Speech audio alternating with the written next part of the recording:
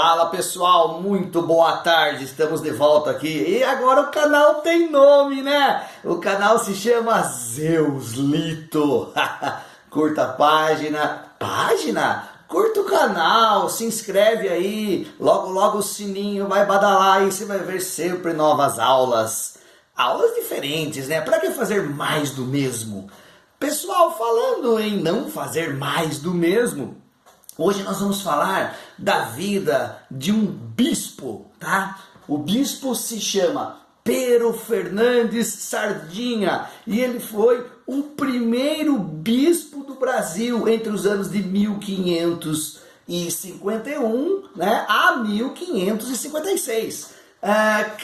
Calma, não vai rolar uma missa aqui, nem um culto, nada disso, fica tranquilo, vai ser uma aula de no máximo aí 10 minutinhos e olha lá ainda, tá? Por que eu escolhi a vida desse bispo? Vocês vão ver o final dessa história, vai ser trágica, infelizmente vai ser trágica. Galera, é o seguinte, Brasil no início dos tempos, na visão dos europeus, obviamente. Bom, vamos lá.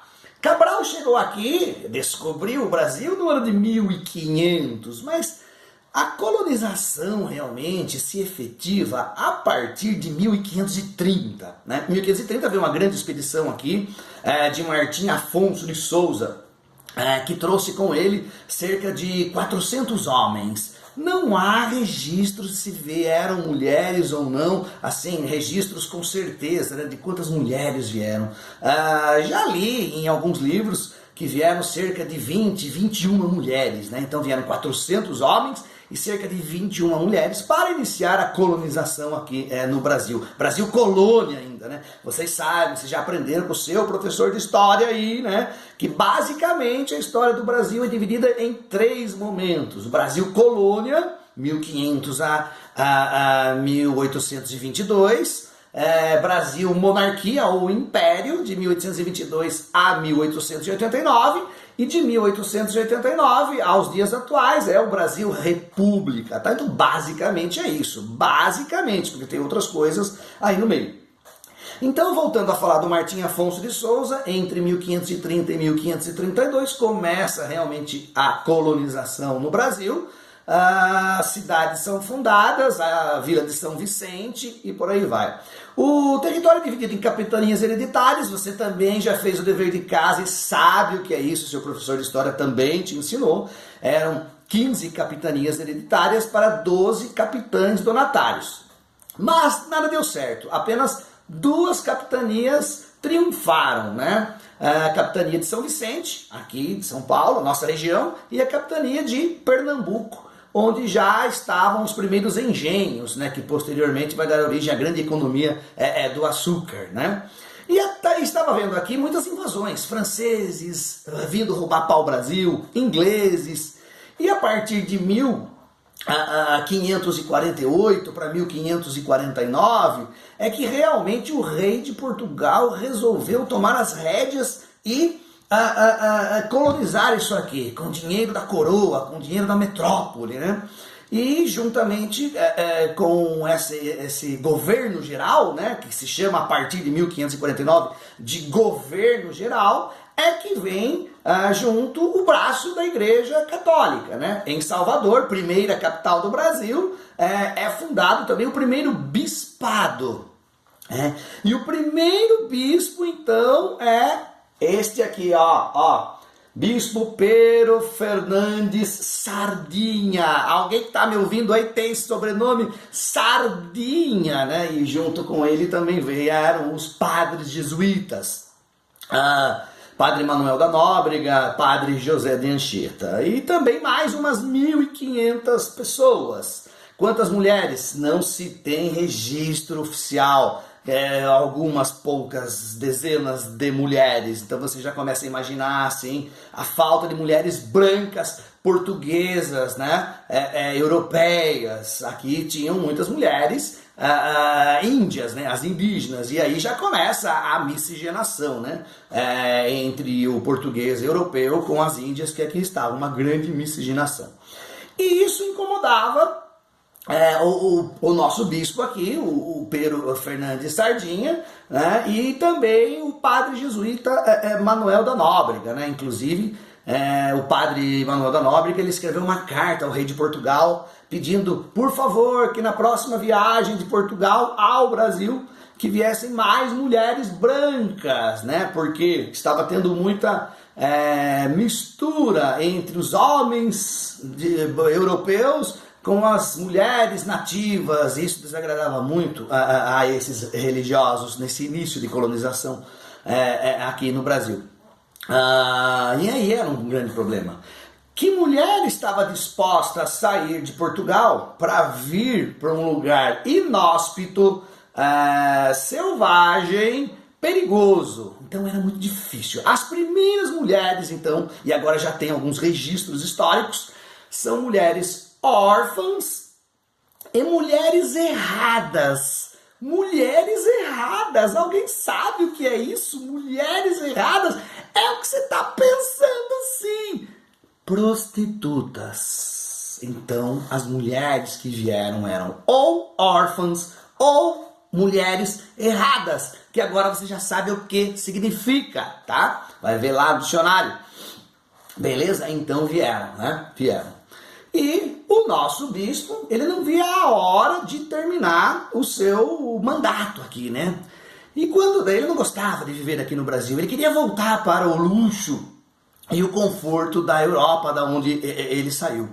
E enfim, chegou o ano de 1556, quando está se encerrando ali o seu mandato, e ali de Salvador ele pega uma embarcação, tinha cerca de 100 pessoas nessa embarcação, eles iam voltar para Portugal. Só que antes eles iam passar no litoral, um pouco mais acima, no litoral nordestino, visitar alguns engenhos em Pernambuco e perto de Alagoas, né, do atual estado do Alagoas, houve um naufrágio e o navio afunda. Alguns morreram de imediato, que não sabiam nadar, mas o bispo, né? Ele é o bispo sardinha, é aquele peixinho, né? O bispo nadava muito bem. E aí ele foi nadando até a praia. Yes! Conseguiu se salvar. O bispo se salvou naquele momento. Se salvou nada, cara. Eu falei no início da aula que o desfecho é trágico.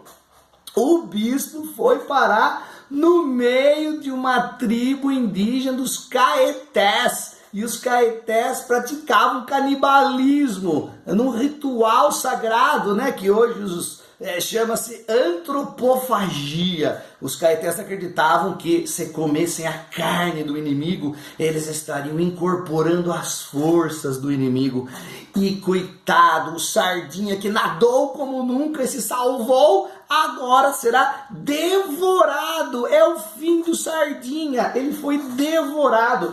Aqui vocês estão vendo um ritual antropofágico, né? Ou seja, esses índios Caetés, eles comiam carne humana. Todos, aliás, que se salvaram do naufrágio foram devorados por esses índios, tá?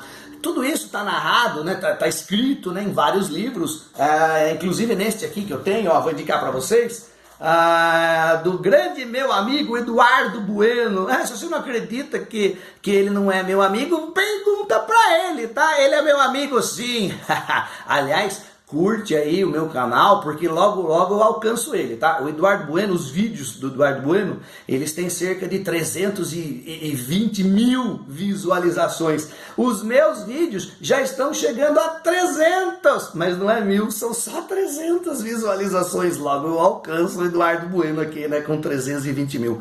E ele narra, né, baseado nos escritos de um alemão chamado Hans Staden, todo esse banquete antropofágico. Tá aqui, ó, na página 22 do livro. Aqui, inclusive, tem o pessoal aqui usando uma grelha. Estão vendo uma grelha, né? Os nativos aqui, os índios Caetés, os tupinambás também faziam isso. Eles comiam carne humana aqui, um churrasco, cara. Eu só vou ler um trechinho porque é muito forte, tá? Então é o seguinte, né?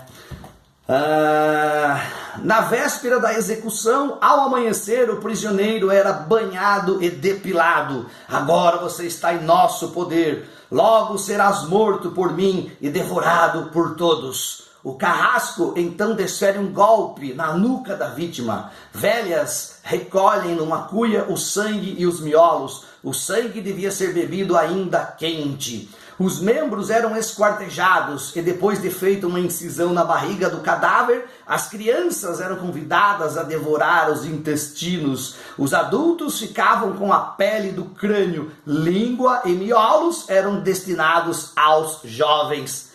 Pois é, esse foi o fim do nosso primeiro bispo. Ele foi devorado pelos tupinambás.